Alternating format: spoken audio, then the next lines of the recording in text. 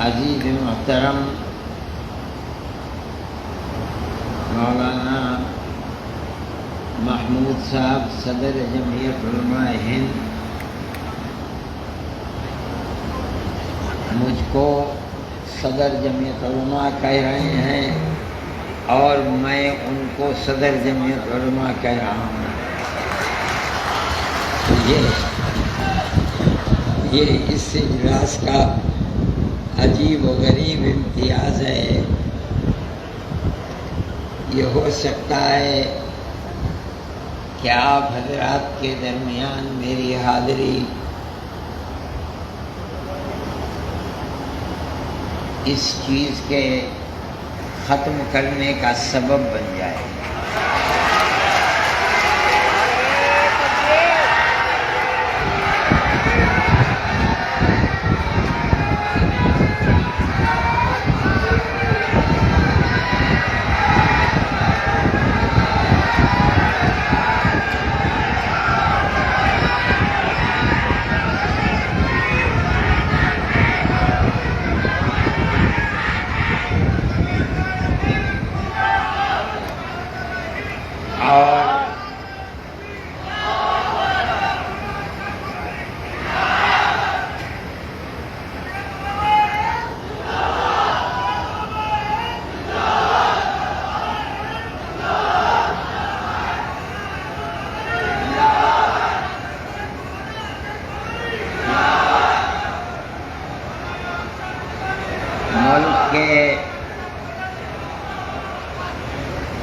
ملک کے موجودہ حالات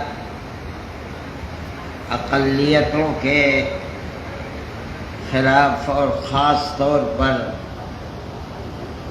مسلم اقلیت کے خلاف اس چیز کا شدید تقاضا بھی کرتے ہیں کہ مسلمانوں کا ایسا پلیٹ فارم جس کی 100 سالہ انتہائی قیمتی اور انتہائی پاکیزہ اپنے ملک کے لیے قربانیوں سے بھری تاریخ ہے، ان حالات کے اندر اس جماعت کا میدان عمل بھی ایک ہی ہونا چاہیے. میں یہ سمجھتا ہوں کہ آنے والے وہ دن دور نہیں ہیں جب اللہ تعالی اتحاد کی صورتحال کو، جس کا ملک کے حالات ہی مقتضی نہیں ہیں بلکہ آپ حضرات کے دل کی بھی یہ آواز ہے. ہو سکتا ہے کہ مستقبل میں آنے والے قریب کے دنوں میں اللہ تعالی اس کے لیے ایسی صورت سامنے لے آئیں جو آپ سب کے لیے موجب اطمینان ہو انشاءاللہ. ملک کی موجودہ صورتحال میں ہمارے اکابر رحمہم اللہ کی زندگی جو ملک کے لیے قربانیوں بھری زندگی تھی، اس کو دیکھتے ہوئے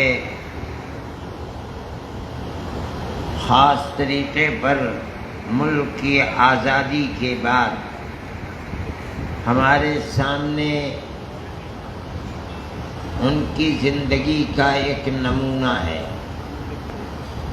ہم اس ملک کے اندر ایک اقلیت ہیں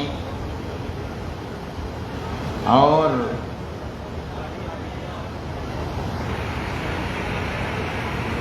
ہماری زندگی ملک کی آزادی سے پہلے اور ملک کی آزادی کے بعد مختلف مشکلات اور مسائل کی زندگی رہی ہے.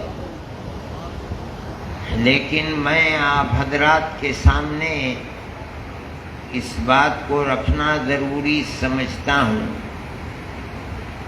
کہ ان حضرات نے جن کو اللہ نے بڑی بصیرت عطا فرمائی تھی، ہمارے وہ اکابر جنہوں نے قید و بند کی مصیبتوں کو ہنستے کھیلتے برداشت کیا تھا،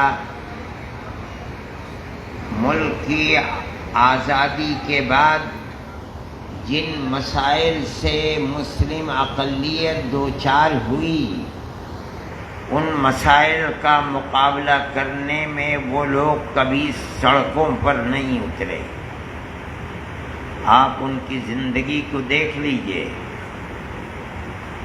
مجھے خوب یاد ہے کہ ملک کی آزادی کے بعد اسی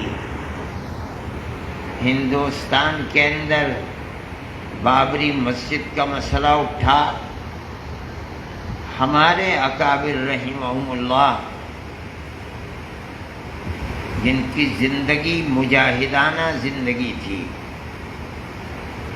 ہتھیلی پر جان رکھ کر میدان عمل میں کام کرنے والے لوگ تھے، وہ سڑکوں پر نہیں اترے۔ یہاں دیوبند میں بقرعید صبح کو ہونے والی ہے، رات میں فورس آئی اور اس زمانے میں گائے ذبح کی جاتی تھی، سب کو بھر کر لے گئی۔ یہ ایک واقعہ مسلمان کے سامنے ملک کی آزادی کے بعد اس طرح کا سب سے پہلا واقعہ تھا۔ وہ لوگ سڑکوں پر نہیں اترے، اس لیے کہ میں آج آپ سے یہ بات اس لیے کہہ رہا ہوں کہ آج مسلمان کے سامنے اس طرح کے واقعات شہر بشہر، صوبہ بصوبہ ہیں۔ آپ کے اکابر نے جس طریقے کو اختیار کیا تھا، آپ اسی طریقے کو اگر اپنائیں گے تو آپ کامیاب ہوں گے، ورنہ آپ ناکام ہو جائیں گے۔ ملک ہمارا ہے، ہم کہیں باہر سے نہیں آئے۔ دنیا کے دوسرے ملکوں کے اندر، امریکہ میں، برطانیہ میں، فرانس میں، اٹلی میں، ساری دنیا کے لوگ آپ کو ملیں گے۔ ہر آدمی اپنی شکل و صورت، اپنے قد و قامت، رنگ و روپ، اپنی زبان کے اعتبار سے پہچانا جاتا ہے، اور دنیا پہچان لیتی ہے کہ یہ فلاں ملک کا رہنے والا ہے۔ لیکن ہندوستان کے اندر یہاں کا مسلمان اپنی شکل و صورت کے اعتبار سے، زبان کے اعتبار سے، قد و قامت کے اعتبار سے، رنگ و روپ کے اعتبار سے اکثریت اور اقلیت میں کوئی امتیاز اور فرق نہیں رکھتا۔ اس کا مطلب یہ ہے کہ ہم سب اسی ملک کے رہنے والے ہیں اور ہمیشہ سے رہنے والے ہیں۔ یہ آج ملک کی بدقسمتی ہے کہ ملک کی اکثریت جس فرقہ پرست ذہنیت کا شکار ہو گئی ہے، اور جو فرقہ پرست ذہنیت اپنے ہاتھ میں طاقت رکھتی ہے، وہ مذہب کی بنیاد کے اوپر امتیاز کر رہی ہے اور نفرت کو پیدا کر رہی ہے۔ میں آپ حضرات کے سامنے یہ پیغام دینا اپنا فرض سمجھتا ہوں، اپنے اکابر کی زندگی کو سامنے رکھتے ہوئے، کہ آپ جہاں ہیں، جس جگہ ہیں، ان حالات کا مقابلہ کریں، پست ہمتی کو نہ آنے دیں، لیکن حالات کا مقابلہ سڑکوں پر اتر کر نہیں کریں، بلکہ پیار و محبت کی بارش برسا کر کریں۔ اگر آپ اس طریقے کو اپنائیں گے تو آپ یقین کیجئے کہ آپ کامیاب ہوں گے، خدا کی نصرت آپ کے ساتھ ہوگی۔ صحیح ہے، دنیا کی طاقت ان لوگوں کے ہاتھ میں ہے جن کو ہم دیکھتے ہیں، ملک کو آگ لگی ہے لیکن قسم کھانے کے لیے کسی کی زبان سے کلمہ خیر نہیں نکلتا۔ اللہ دیکھ رہا ہے اس کو، خدا احکم الحاکمین ہے، دیر ہے اندھیر نہیں ہے۔ لیکن سوال پیدا ہوتا ہے کہ مجھے اور آپ کو کیا کرنا چاہیے؟ اگر ہم اللہ اور اس کے رسول کے دیے ہوئے وہ پیغامات، وہ قرآن کی آیتیں، وہ رسول اللہ کے فرمان، جن کو مذہب کی بنیاد پر نہیں، انسانیت کی بنیاد پر پیار و محبت کی جو تعلیم ہے، اگر مسلمان خدا کی توفیق سے ہم اس کو سینے سے لگائیں گے اور مضبوطی کے ساتھ تھامیں گے، قطع نظر اس کے کہ کسی کا دین، دھرم اور مذہب کیا ہے، ہم پیار و محبت کا ہاتھ بڑھائیں گے، ایک دوسرے کے ساتھ قربت کو اختیار کریں گے، تو میں یقین کے ساتھ کہتا ہوں کہ اللہ احکم الحاکمین کی نصرت ہمارے ساتھ ہوگی، اور انشاءاللہ ہم کامیاب ہوں گے۔ آگ لگانے والے خود اس آگ میں فنا ہو جائیں گے، پیار و محبت کو اٹھانے والے انشاءاللہ کامیاب ہوں گے۔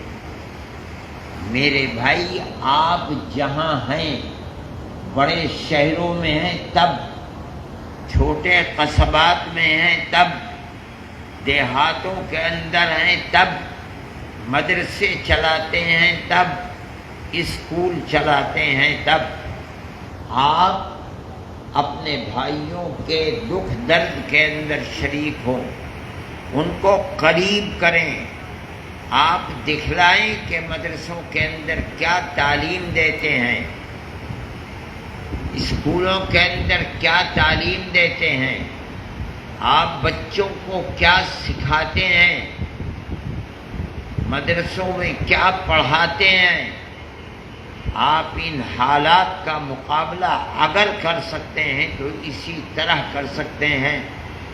جو لوگ یہ سمجھتے ہیں کہ ہمت کے ساتھ مقابلہ کرنے کے لیے سڑکوں پر اتریں، وہ انتہائی غلطی کر رہے ہیں، اور ملک کے مستقبل کو، اقلیتوں کے مستقبل کو، اکثریت کے مستقبل کو برباد کر رہے ہیں۔ میرا یہ موقع نہیں تھا، میں تو ان کے بلانے کے اوپر آیا، لیکن میں نے دیکھا کہ مجھ سے پہلے آنے والے لوگ اس طرح کی باتیں کر رہے ہیں، تو میرا جی چاہا کہ میں بھی اپنے اس پیغام کو آپ کے سامنے رکھوں۔ یہ چاہتی ہے دنیا، ارباب اقتدار چاہتے ہیں کہ کسی طرح مسلمان ہندو کے مقابلے کے اوپر، اقلیت اکثریت کے مقابلے پر سڑکوں پر آ جائے اور باہم ہاتھا پائی ہو۔ میں یہ کہتا ہوں کہ مسلمان اس کو لکھ لے کہ اگر کسی ایک جگہ بھی مسلمان یہ کرتا ہے تو میں کہتا ہوں 100% کہتا ہوں کہ وہ فرقہ پرست ذہنیت کو تقویت پہنچا رہا ہے۔ اپنے اندر حوصلہ پیدا کیجیے، ہمت پیدا کیجیے، اور پیار و محبت کی فضا پیدا کیجیے۔ ہمارا مقابلہ کسی ہندو سے نہیں ہے، ہمارا مقابلہ اس حکومت سے ہے جو حکومت لوگوں کو استعمال کر رہی ہے اور ملک کے امن و امان کو برباد کر رہی ہے، آگ لگانا چاہتی ہے، اور مذہب کی بنیاد کے اوپر آگ لگانا چاہتی ہے۔ ہم اس کے مقابلے کے اندر کورٹ میں جائیں گے، ہر کورٹ میں جائیں گے، لوور کورٹ میں جائیں گے، اپر کورٹ میں جائیں گے، سپریم کورٹ میں جائیں گے، ہائی کورٹ میں جائیں گے، ہم امن و امان، عدل و انصاف کی دہائی دیں گے۔ میں مانتا ہوں، سمجھتا ہوں کہ فیصلہ آنے کے اندر تقدیر کے فیصلے میں دیر لگ سکتی ہے، لیکن ہندوستان ابھی عقل مند، عدل و انصاف کو چاہنے والے لوگوں سے خالی نہیں ہوا ہے۔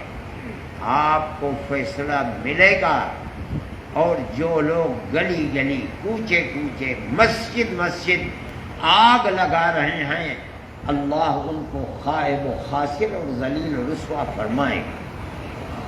اس لیے میرے بھائی، کوئی مایوس ہونے کی ضرورت نہیں ہے۔ اس ملک کے وہ بھی ہندو تھے جنہوں نے اخلاق کے مسئلے کے اندر اپنے وسام اور وہ جو ان کو انعام ملے تھے ان کو واپس کر دیا، حکومت کے ارباب اقتدار کے منہ پر مار دیے۔ وہ بھی لوگ ہیں جو سینکڑوں کی تعداد میں بڑے بڑے پڑھے لکھے لوگ ہیں، اور انہوں نے صدر جمہوریہ کو ارباب اقتدار کی طریقہ کار کے خلاف درخواستیں دی ہیں۔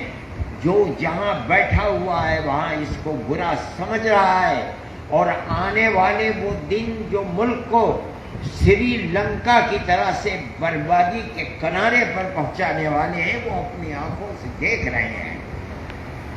ہم ان حالات کا مقابلہ کس طرح کریں؟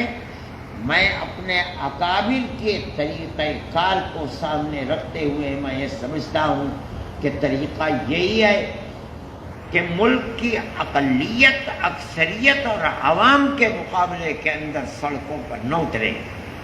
ہمارا جہاں کہیں مقابلہ ہوگا حکومت سے مقابلہ ہوگا۔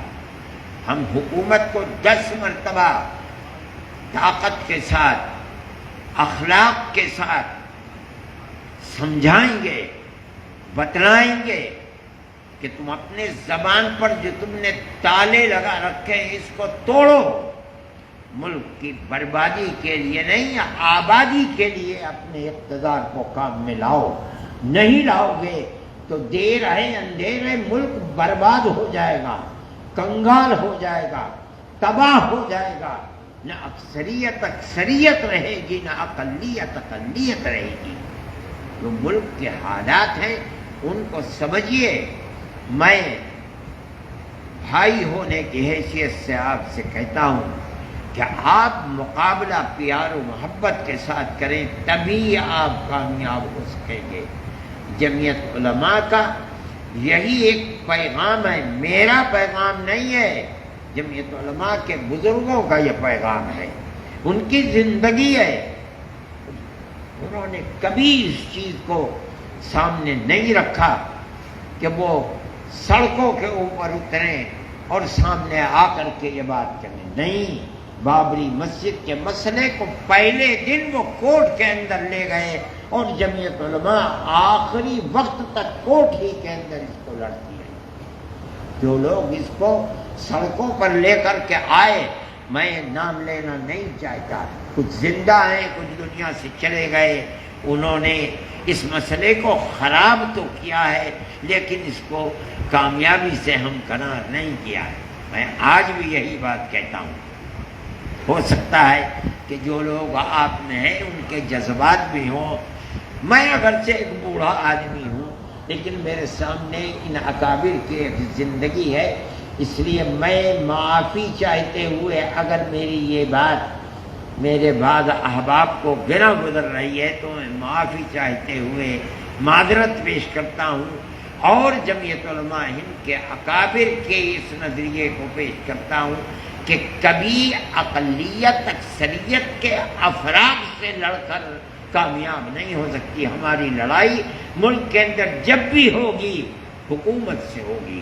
حکومت ہماری ہے, حکومت سے ہم لڑیں گے. اگر حکومت ہمیں ہمارا حق دے گی ہم تالی بجائیں گے, اگر ہمارا حق چھینے گی ہم اس سے لڑیں گے. عوام سے لڑنا ہمارے لیے کبھی فلاح و بہبود کا سبب نہیں بن سکتا.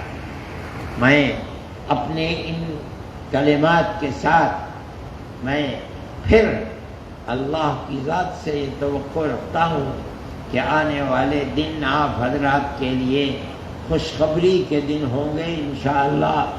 اللہ تعالی ہم سب کو اپنے فضل و کرم سے نوازے اور اللہ تعالی ملک کے اندر مسلم اقلیت کو مضبوط سے مضبوط تر فرمائے اور اکثریت کے دلوں کے اندر اقلیت کے ساتھ چھوٹے بھائی کی طرح زندگی گزارنے کے اندر نظریے کو پیش کرنے والا بنائے.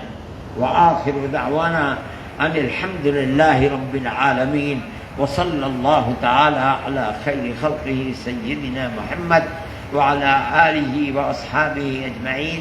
میں پھر آخر میں یہ بات کہتا ہوں کہ میں نے ایک نظریہ پیش کیا ہے اور بس. میرا ایک نظریہ ہے, میں اس کو ہر جگہ پیش کرتا ہوں. اگر میرا یہ نظریہ آپ حضرات میں سے کسی کے نظریے کے خلاف ہو تو میں معذرت چاہتا ہوں اور دعا کرتا ہوں کہ اللہ اس ملک کو پھلتا پھولتا ملک بنائے. یہاں کے سب بسنے والوں کے دلوں میں ایک دوسرے کے ساتھ پیار و محبت پیدا فرمائے اور وہ پرانی پیار و محبت کی تاریخ جو اس ملک کی بڑی قیمتی تاریخ تھی, اللہ اس تاریخ کو زندہ و جاوید فرمائے. وآخر دعوانا ان الحمد للہ رب العالمین. تو دیوبند سے سیدھی تصویر آپ لوگوں کی اسکرینز پر تھی جہاں آپ سن رہے تھے مولانا ارشد مدنی کا وہ خطاب جس کے پیچھے بہت معنی نکالے جا سکتے ہیں. کھلے طور پر مولانا ارشد مدنی نے جس طرح سے اپنے اس وقت وچار ویکت کیے ہیں اور پورے ملک کے مسلمانوں کو ایک پیغام دینا چاہا ہے کہ ہم نفرت کا جواب مولانا قاری احمد عبداللہ صاحب اگر ہوں تو تشریف لائیں. قاری احمد عبداللہ صاحب, ہزاروں کی تعداد میں لوگ یہاں پر قاری احمد عبداللہ صاحب دیوبند میں, اور مولانا کا اس وقت قاری احمد عبداللہ صاحب سے گزارش ہے کہ جمعیت علماء ہند سے ترانہ پیش فرمائیں. قاری احمد عبداللہ صاحب پہنچے ہوئے تھے. لائیو تصویر آپ لوگوں کے اسکرینز پر ہندوستان لائیو پر آپ لوگ دیکھ رہے ہیں. بسم اللہ الرحمن الرحیم. کیا بچ گیا یار مائک لگانے کا. یہ اہل یقین کی جمعیت گلبانگ بہار گلشن ہے, یوں دین و سیاست باہم ہو یہ کار شیشہ. مولانا ارشد مدنی کا اس وقت جو بیان, بے حد اہم بیان, جس طرح سے انہوں نے اپنی بات کو رکھا ہے اور بہت خوبصورتی کے ساتھ مولانا ارشد مدنی نے کہا ہے کہ اس وقت میں ملک کے اندر جس طریقے کے حالات ہیں, جو کچھ بھی اس وقت دیکھا جا رہا ہے, اس کا نفرت کا جواب ہمیں نفرت سے نہیں بلکہ محبت سے دینا ہوگا. پوری تقریر میں مولانا ارشد مدنی نے بھائی چارے کو, اتحاد اور اتفاق کو اور قومی یکجہتی کو سرو پرتھم رکھا ہے اور صاف طور پر کہا ہے کہ وہ دن قریب کہیں بھی کسی بھی ملک میں کسی بھی جگہ کسی بھی شہر میں یہی دیکھا گیا ہے کہ جہاں کہیں بھی نفرت کو لوگ پھیلانے والے ہوتے ہیں ان کا وقت زیادہ دن نہیں رہنے والا ہوتا, اور محبت کے جو شیدائی ہوتے ہیں وہ بہت لمبے تک جاتے ہیں اور انہیں کامیابی بھی ان کے قدم چومتی ہے. آپ لوگ دیوبند سے ہمارے ساتھ دارالعلوم سے جڑے اس خاص پیشکش میں آپ سب کا بہت بہت شکریہ. ہندوستان لائیو فرحان یاحییٰ یوٹیوب پر سبسکرائب کر سکتے ہیں اور کلک کر سکتے ہیں بیل آئیکن ہماری خبر کی پہلی نوٹیفیکیشن کے لیے. فیس بک پر ہمارا page Hindustan live Farhan Yahya follow اور لائک کر سکتے ہیں. بہت بہت شکریہ. Thank you for now.